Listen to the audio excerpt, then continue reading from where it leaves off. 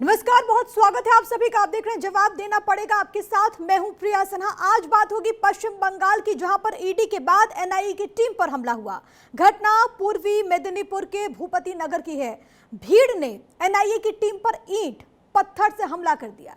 अधिकारियों की गाड़ी में तोड़फोड़ की गई। घटना में एक अधिकारी जख्मी हुए हैं। बता दें आपको कि एनआईए की टीम शुक्रवार की रात पूर्वी मेदिनीपुर के भूपति नगर में हुए विस्फोट मामले की जांच करने गई थी।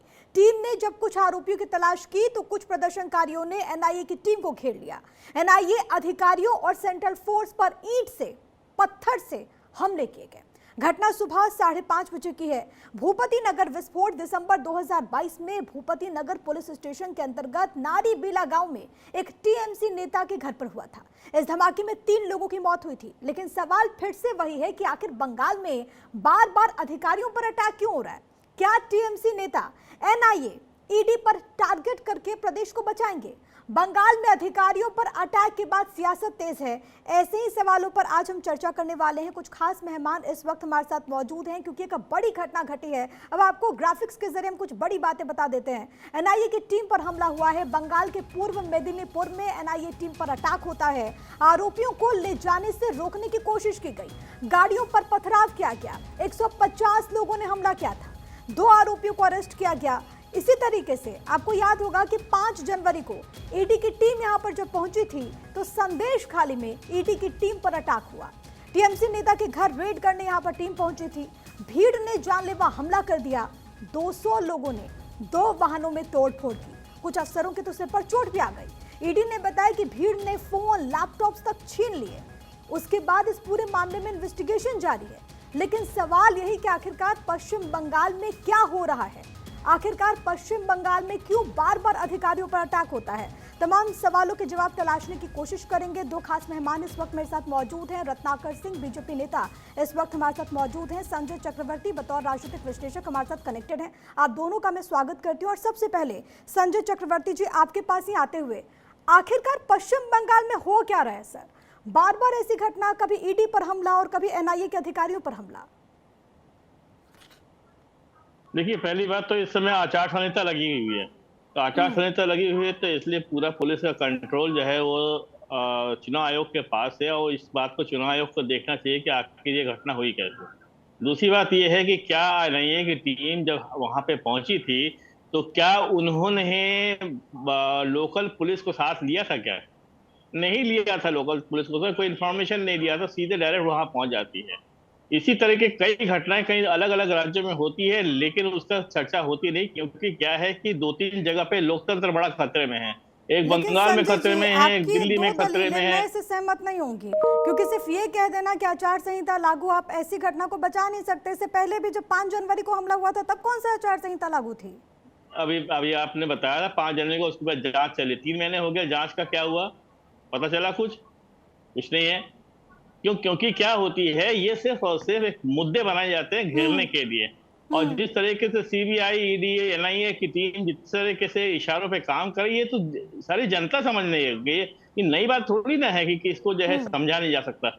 सबको पता है कि कौन क्या है, कौन किस तरीके से करा, किस तरीके से सरकार को जो अस्थिरता करने की कोशिश की जा रही है। इस तरीके से दिल्ली में हो चुका है। लेकिन दिल्ली अगर में लगातार प्रमाण बड़े बड़े है सारे तो नेता, आप कोर्ट का दरवाजा खटखटाइए ना। अगर आपके पास प्रमाण है तब नेता क्यों चुप हमारे रह पास जाते तो हैं? हमारे कई जो है इसके बारे में कोर्ट के दरवाजे हम खटखटा चुके हैं, ऐसी बात नहीं। और इसके बारे में कोर्ट में हम जाएंगे, ठीक है, निश्चित रूप से ठीक है। जाएंगे। रत्नाकर अब सिंह इसको से जब जवाब ले लेते हैं। ठीक है, लोकल पुलिस को साथ लेना चाहिए था, नहीं जाए। ठीक है। रत्नाकर सिंह जी, वो कह रहे हैं कि लोकल पुलिस को यहाँ पर अपने साथ ईडी और एनआईए की टीम लेकर के नहीं पहुंची। दूसरी बात वो कह रहे हैं कि आचार संहिता लागू है, चुनाव आयोग को जिम्मेदार देना चाहिए। देखिए, आज पश्चिम बंगाल की स्थिति जो है वो बहुत बुरी हो चुकी है। निश्चित रूप से अगर इस तरह के हमले होते हैं तो वहाँ के लॉ एंड ऑर्डर की स्थिति के बारे में पता चलता है। और इस तरह का ये पहला हमला कोई हुआ नहीं है। इसके पहले भी कई बार केंद्रीय एजेंसियों के ऊपर हमला हो चुका है। आपको भी पता होगा, संदेश खाली में जब इस तरह की घटनाओं की जांच करने के लिए केंद्रीय एजेंसियां पहुंची तो उनके ऊपर किस तरह से हमला किया गया। तो इस तरह के बहुत वाकयात हैं पश्चिम बंगाल टीएमसी की सरकार में कि इस तरह के हमले होते आ रहे हैं। आज ये जो भाई साहब हम सफाई दे रहे हैं, कह रहे हैं कि लोकल पुलिस टीम को लेके जाना चाहिए, मैं इनसे पूछना चाहता हूं कि आखिर में इस तरह की परिस्थिति पश्चिम बंगाल में क्यों आन पड़ी कि वहां पे बिना पुलिस के आप मूवमेंट नहीं कर सकते।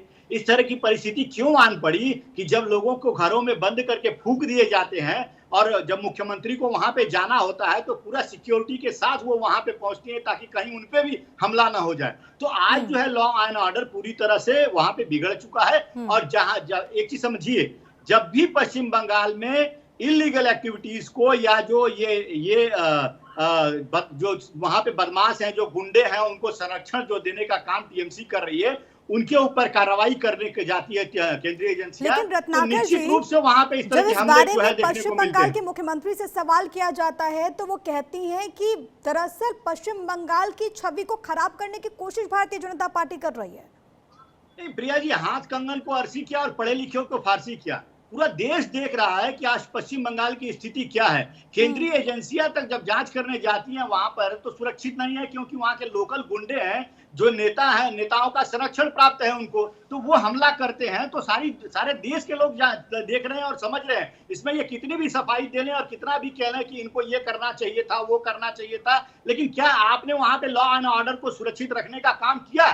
बिल्कुल नहीं किया। आए दिन इस तरह की घटनाओं का वारदात जो है पश्चिम बंगाल में होता रहता है, जिसकी पूरी जिम्मेदारी वहां के राज्य सरकार की है, जो इससे ये मुख नहीं मोड़ सकते। ठीक है, हाँ संजय जी जवाब दीजिएगा। और सर एक सवाल ये भी कि क्यों हर बार ऐसा होता है कि जो मामला टीएमसी नेता से जुड़ा होता है, अगर वहां पर कोई सेंट्रल टीम पहुंचती है तभी उस पर अटैक होता है। और दूसरी बात ये कि आखिरकार प्रदेश में ऐसी स्थिति क्यों है कि बिना पुलिस आप कहीं मूव नहीं कर सकते? देखिए, पहली बात तो भाई मैं रत्नाकर सिंह जी का मजबूरी समझता हूँ। अभी नया नया प्याज खाया है तो इसीलिए तो इस तरीके से बातें बोलेंगे।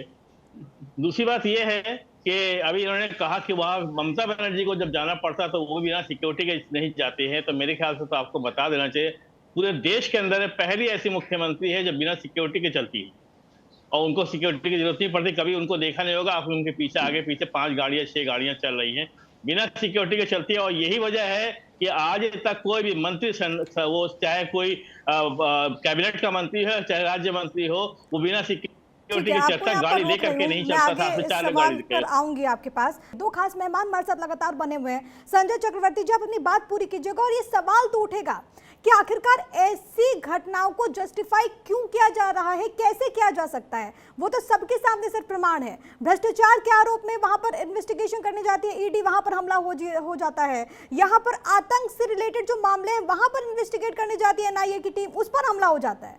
कैसे जवाब देंगे आप पश्चिम बंगाल की जनता को? पश्चिम बंगाल की जनता बड़ी समझदार है, उनको जवाब देने की जरूरत नहीं है। वो जानती है कौन करा रहा है, किस लिए करा रहा है।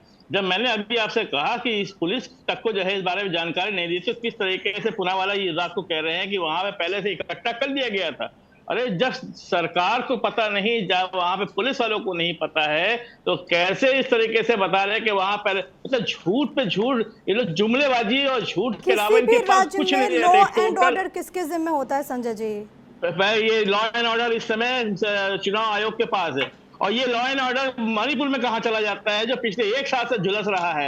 ये लॉ एंड ऑर्डर लद्दाख में कहां चला जाता है जहां पे लाल आग दिखाने वाले की बात कर रहे हैं? आज 30 ये कह करके कि अभी आचार संहिता लागू, क्या आप ऐसी घटना को जस्टिफाई कर सकते हैं क्या? अरुणाचल प्रदेश में 30 जगह पे चाइना ने जगह बदल दी। संदेश खाली घटना का जिम्मेदार कौन? संदेश खाली घटना का जिम्मेदार कौन? 30 बाकी पीड़िताओं को आपने सुना? 30 जगह पे चाइना, संजय जी बाकी पीड़िताओं को आपने सुना? 30 जगह पे बता दी। आप उसके बारे में कभी डिबेट करिए ना। संजय जी, मैं आपसे जो पूछ रही हूँ आप उस सवाल का जवाब दीजिए ना। आपने संदेश खाली की पीड़िताओं को सुना है क्या? कलकत्ता हाईकोर्ट ने कहा कि अगर 1% भी वो सच है तो इसके लिए सत्ताधारी दल और प्रशासन जिम्मेदार है, उसको नकार देंगे क्या? शामिल हो रहे हैं आप, उसके बारे में बात करिए ना। कलकत्ता हाईकोर्ट के जज रिटायर होकर के बीजेपी के में शामिल हो रहे हैं, आप उसके बारे में बात नहीं करेंगे। किस तरीके से काम हो रहा है, कैसे काम हो रहा है? मतलब आप इस तमाम तर्क दे करके आप इन तमाम घटनाओं को सही ठहरा रहे हैं क्या? बिल्कुल, मैं कोई एकदम गलत है, जो कुछ भी है वो गलत है। कहिए ना गलत है। आप कह रहे हैं कि मुख्यमंत्री ममता बनर्जी वहां पर बिना पुलिस के चलती, तो आप कहिए ना कि अधिकारी भी कोई आ जाए, कोई इंसान भी चला जाए पश्चिम बंगाल में, उसको पुलिस की जरूरत नहीं होगी। पट्टी बांध के बात नहीं करता। अगर घटना ये गलत है तो घटना लद्दाख की गलत है। ठीक है, रत्नाकर जी जवाब दिया। ठीक है संजय जी, रत्नाकर जी जवाब दीजिए। प्रिया जी देखिए, ये लाख जस्टिफाई करने की कोशिश करे, लेकिन पश्चिम बंगाल की स्थिति आज इस तरह से है कि पूरा लोकतंत्र है वो गणतंत्र में कन्वर्ट हो चुका है।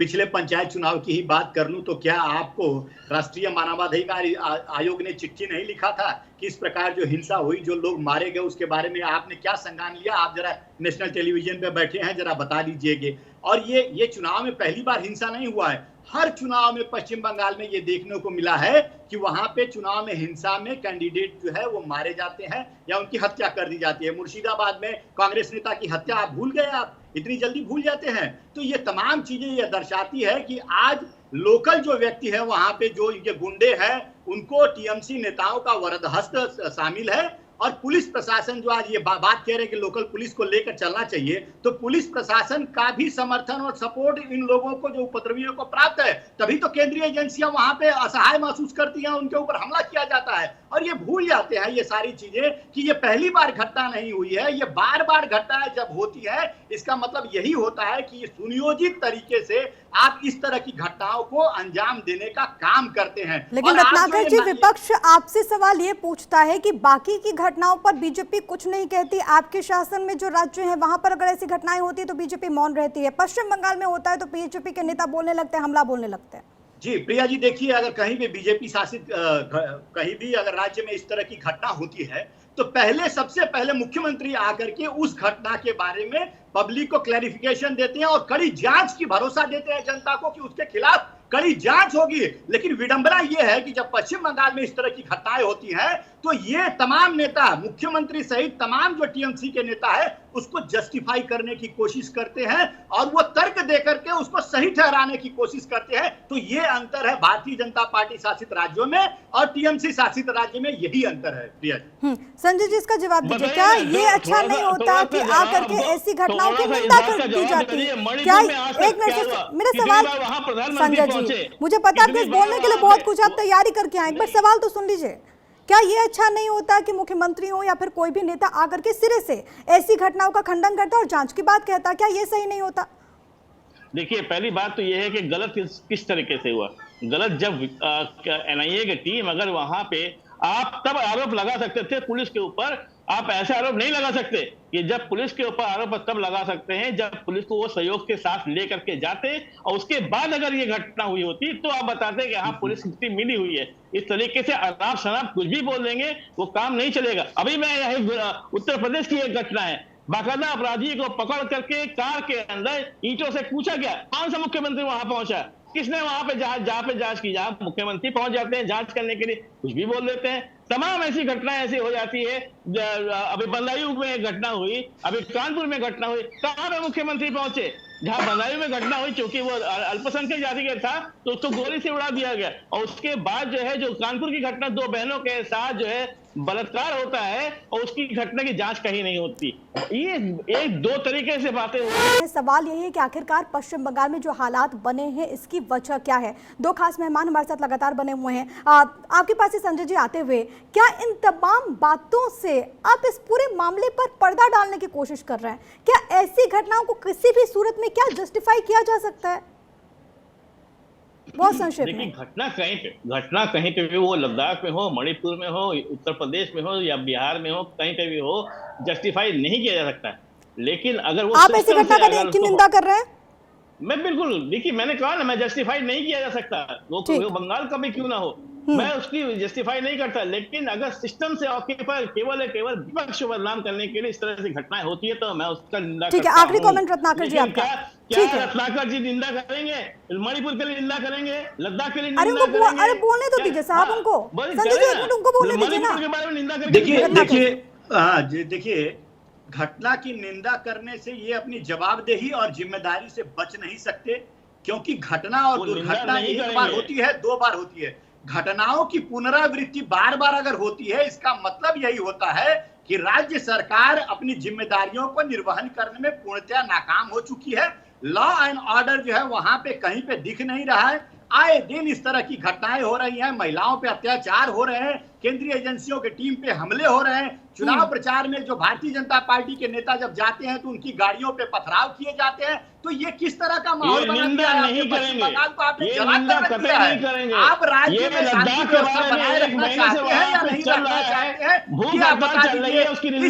ठीक है, समय बस वक्त की थोड़ी कमी है। आप दोनों का बहुत धन्यवाद हमारे साथ जुड़ने के लिए। लेकिन सवाल ये कि आखिरकार बार बार ऐसी घटना पश्चिम बंगाल में ही क्यों होती है? जवाबदेही और जिम्मेदारी कब तय होगी और कब हालात बदलेंगे, ये एक अहम सवाल बना हुआ है।